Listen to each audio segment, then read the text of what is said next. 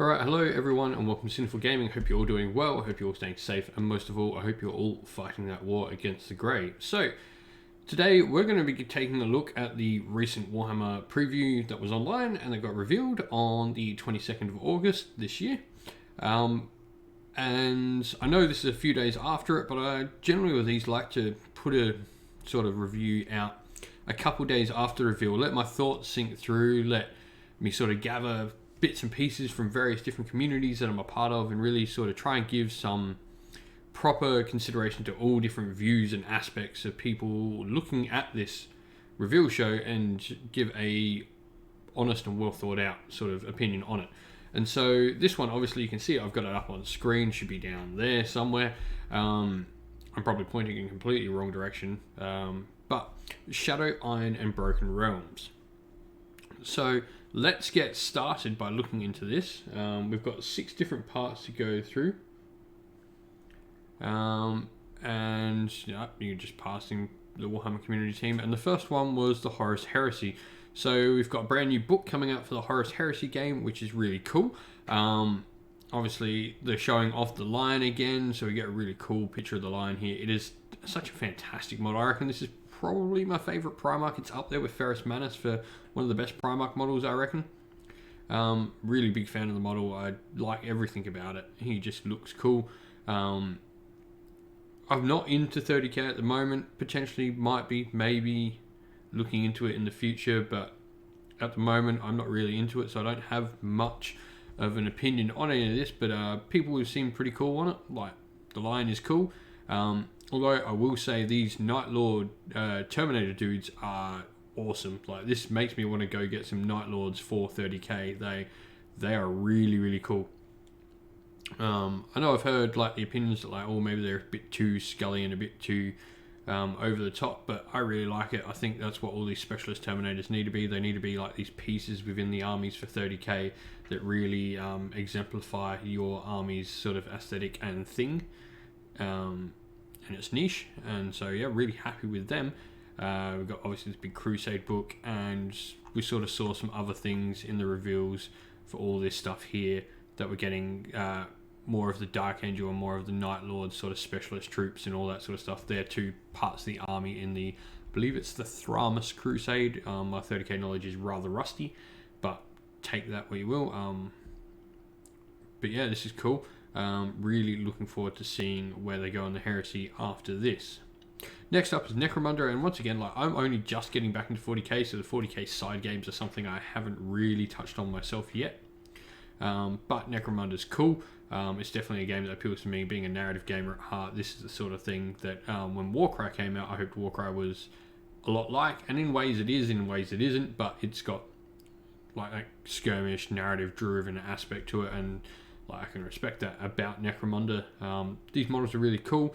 I don't really care for the doggos. They're a little bit too cybernetic in my thing. I don't know, maybe it's just the animal lover in me that doesn't like seeing these cybernetic these doggos too cybernetic. Reminds me of that episode, I don't know if anyone's seen it, of American Dad, where Stan gets the puppy, the sickly dog, and continuously makes all these modifications on it to keep it alive, even though it's like sickly and dead. But yeah, that's all they remind me of, and it just makes me sad. I've got my dog whining out the back there.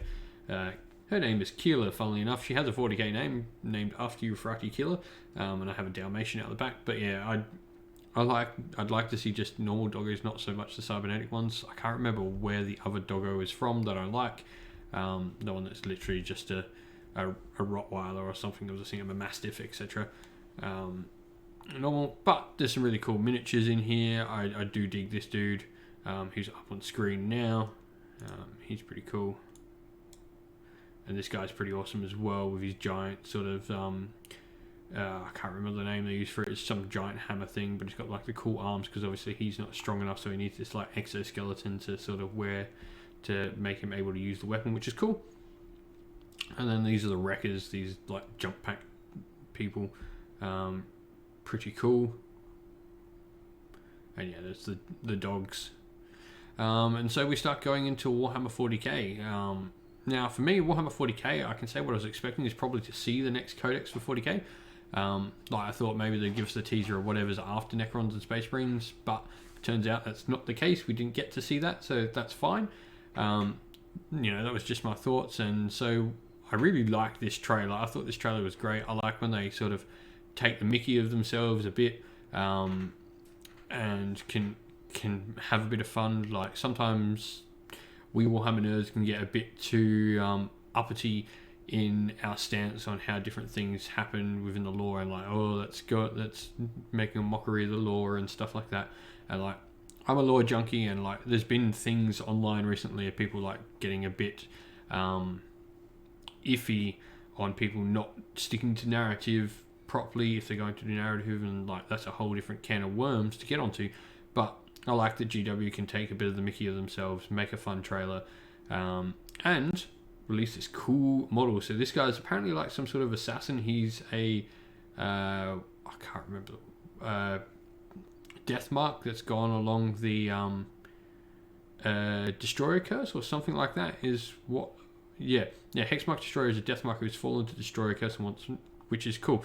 I love the idea of the Destroyer Curse, like it's this curse that takes over and just makes them these utterly relentless destroying monsters. It's really cool. I've got a box of Immortals death marks down there that are definitely going to be built as death marks, and I'll definitely be picking up this guy for my Necron Force that I've got thanks to Indominus. He's a really cool model. I like him a lot.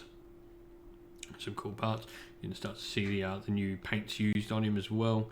Really cool. And then we got this cool thing. This is probably the 40k thing that interests me the most here. This Beyond the Veil. It's a Crusade booklet to do in a specific section, and so we've got plans to do some Crusade campaigns on the channel for 40k. That's probably how we'll be dipping our toes into Warhammer 40k. And we'll probably release our own rules for our own one. So I really want to get a look at this and see what this is like, because this will give me an idea on how we can build up our campaigns on channel, and sort of make our own region of space, etc. So really excited to get a hold of this and have a look at it. I think this is something fantastic. I mean, this is putting you in the Pariah Nexus, and so you've going to have other ones that can put you in other places. You know, would it be amazing to go to like the Badab system, or over in the Jericho Reach, or other places within the Warhammer 40,000 universe? This is just a really cool thing. We've got some cool new terrain. I really like the pieces in here. This picture here doesn't make it look as big as it is. It's weird. It just seems odd that it's that big, but in that picture it just doesn't look it. But some more cool terrain. I definitely need to get some 40k terrain for the tables here in the dungeon, so cool. New box of terrain. And then we've got tactical deployment, which is using terrain as like a deployment tool and bringing the terrain. It's cool. I doubt this will be anything that gets put into tournaments. I mean, lugging around that much terrain is a pain in the butt. And I mean, we have to take 3 pieces over here in Australia to CanCon, which unfortunately was cancelled just the other day, but that's a different story. But yeah, I think this could be really cool for you and your friends, theming some battlefields, etc. But not much more to say on that. And then we get into something, I mean, the thing most people come to my channel for, which is Warhammer Age of Sigma related content. And so now we've got Warcrow. This was a fantastic trailer. I won't play them because I don't want them to burst anyone's ears. But we've got a brand new box coming up, which is going to be Catacombs, which is the Disciples of the Flame, or whatever they're called, versus these Cainite Assassins. And these are just stunning models. This dude here, all straight out of The Witcher. Twin crossbows, warlock on foot, really cool. There is a variation of this dude. I've seen it. Where he has only one crossbow and he's got a bolt of magic in one hand.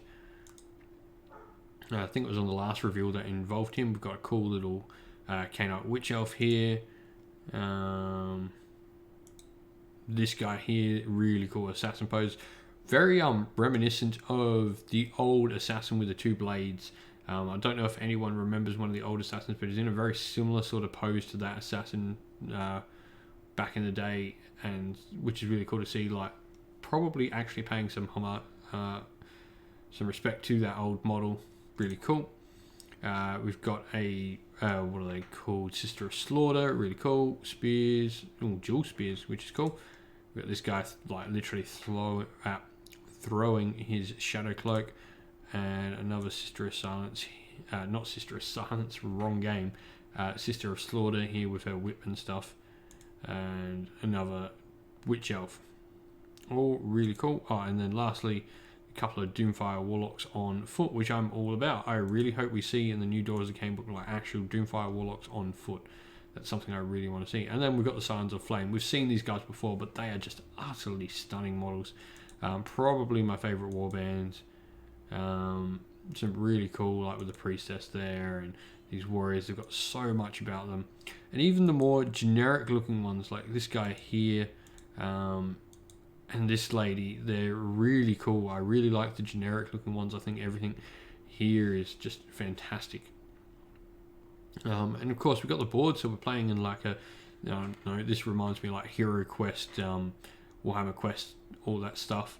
But it's really cool. Got doors and gateways and all that sort of stuff, and it flips as well to give us a normal Warcrow board with not quite as much terrain as we got in the original set, but enough that you can actually play a game on it. It'd be really cool. So this is awesome. It's a fantastic new box set, and this is going to be the new core set for Warcrow, so I'll be picking this one up for sure. It's I mean, there's a little bit of an iffy thing, like, was this originally the contents of the box? Like, because, you know, we saw Signs of the Flame in the first ever Warcrow book all the way back when. These Witch Elf Daughters of Cain, that aren't all daughters, sort of are completely different, like an order one. So yeah, it'd be interesting to know, like, to see if this was actually the original plan, or if they've had to sort of throw this together due to all situations around the world. Then of course we get into Warhammer Underworlds. Underworlds I've just recently picked up the first 3 seasons of, so I'm definitely jumping in, and if I wasn't before, I now am, because Lumineth Realm Lords are coming into Warhammer Underworlds, and they've got some fantastic miniatures in this set by the looks of it. We've seen a mage, we've seen a swordmaster, we've got some Alarith, we've got an archer, and then we've got some cool Slaaneshi models there as well, fighting them as long with a Slangor. Most importantly, a Slangor. I put on all my like 10 things I want, the wish listing videos that I did on the channel. All of them have that aren't Zinch have the Bestigor variations coming in, and so just happy to see a Slangor model. Be interesting to see where Underworlds goes. Obviously you want to pick up season 2, which is, what is it, Nightvault. You want to pick that up soon, because all of those will be disappearing, because with Underworlds they rotate in a 2-season cycle, so they'll be going out of production soon. But I think the most important thing is this Chameleon Skink. He is just fantastic, and I can't wait to grab the Seraphon warband. Seraphon have been one of the warbands that everyone's wanted for a long, long time, because it would have been a quick way to sort of see how new Seraphon look, and if this Chameleon Skink here is anything to go by, that warband is going to be an absolute treat. I love the little like frog on his belt that's got his blow dart shoved down its gullet. It's like his ammunition pouch. It's fantastic. And then we go into Arena of Death. Cool, there's not much more to say on this. It's pick a fighter and some multiplayer games. I'm all for this multiplayer stuff. Would be fun to play. But now into the big news, which is Warhammer Age of Sigma and Shadow and Pain. So we're getting another dual box. This one's going to be Daughters of Cain versus Slaanesh. And we're getting 2 new cool characters in this box. A Lord of Pain, which is a Slaanesh mortal hero. I love this model. He's so damn cool. He's got the bit in his mouth there as well. It's just, this screams Slaanesh to me. I really, really, really like him. I love how like the hooks are all stuff's all pinned into his skin and stuff like that. Just great. Really cool model. He's got a weapon that's, you know, meant to cause immense pain. It's not like, you know, cutting someone's head off or something like that. It's supposed to be painful when you get hit by this thing, which is awesome. There's some cool little bits. He's got blood splat on there. I assume like he's like launched someone up into it when like he's killed them or something like that. And then we go into looking at the Daughters of Cain, and we've got the Melusai Iron Scale, which is hopefully a combat hero for the Melusai. as mentioned, like one of the problems with running like the all snake army is you've had to either take one of the wizards, one of the Bloodrack Medusa versions, either on shrine or on foot, and you lose out on all the command abilities just because of how Daughters of Cain army works. But hopefully this lady here has a cool command ability and has some things that she can do in the army that make it so you can have this combat focused and have command abilities and play around with all that stuff while having a heavy snake army. Really cool too that they've done different colours on the scales there. Didn't notice that before. Different scales highlighted different colours, that's cool. But yeah, really nice model. Massive fan of that. And then the most important thing, Broken Realms. So the thing with Age of Sigma is the narrative is always ever changing, ever growing, ever pushing forward. And what Broken Realms is from what I can see, something's happening around the realms. They're shattering, or something's not quite right with the realms. And like we've even got like Marathi and fighting Idneth, which are normally allies and stuff like that. Although it's not the first time we've heard of Daughters of Cain and Idneth fighting. We had that story where the Kraith were fighting some Idneth Deepkin and Sylvaneth in the Daughters of Cain book before the Idneth were actually released, and so maybe we got some more stuff there. And so we're really just looking at like the next chapter, which is Broken Realms. So the elven gods are rising up to challenge the might of chaos power and the growing power of death, but like Sigmar's pantheon before them, they are riven by mistrust. So it's really going to be heavily focusing on those elven pantheon characters. This does include Teclis and obviously Tyrion, Marathi seeking her godhood finally, Alariel as well, just attacking both sides, very wood elf, like no one's your friend anymore. But I'm really looking forward to seeing where Broken Realms goes. Like, there's not much to say on this. I think a lot of the communities likened it to Psychic Awakening. It's got to be remembered that when Games Workshop did their live preview, they likened it to Realmgate Wars. I mean, there's not an awful lot of difference, but the Realmgate Wars was very heavily narrative focused. And even Psychic Awakening was. I know there's a ton of rules in Psychic Awakening, and there were in the Realmgate War books too. But it's worth remembering that narrative doesn't mean just lore and stuff like that. Rules can be narrative as well. Like having rules that go along with a story is narrative in its truest form. I mean, that's what we play narrative wargaming for. So I'm really excited to see where all this goes for Broken Realms, and that's pretty much the end of the preview that there is to go through. I really am looking forward to Broken Realms. There's a lot of promise with it. If they can hit something well, especially like narrative, it's worth remembering like how big, I guess, the amount of people that just play for the fun of playing rather than competitive is probably the majority of people that play. But I'd like to hear your thoughts. What did you like from the reveals? And I'll probably end on one point, because there has been like a little bit of the community, not necessarily, or parts of the community, not being happy with all the reveals. And I think I can see why Age of Sigma reveals can sometimes be very divided on opinion on how they come out. And my biggest thought on that is, right, yes, right, the whole Space Marines come out in 40k, and like there's a bunch of people that are unhappy about it. However, Space Marine players make up the vast majority of that player base. Like, they are something like 40 or 50% of the player base in that game.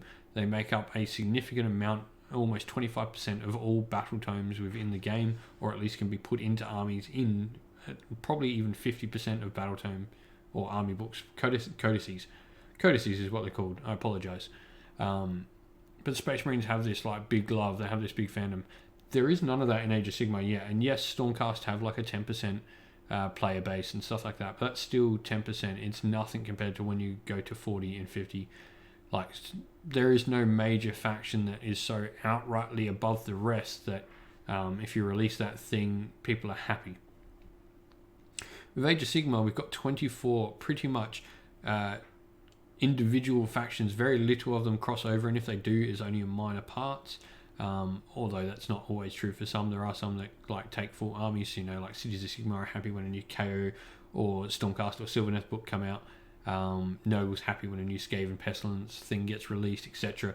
But for the most part, most of the armies function on their own, and so someone who's happy with Daughters of Cain generally isn't happy when Idoneth Deepkin or Fireslayers or Caradron Overlords are released.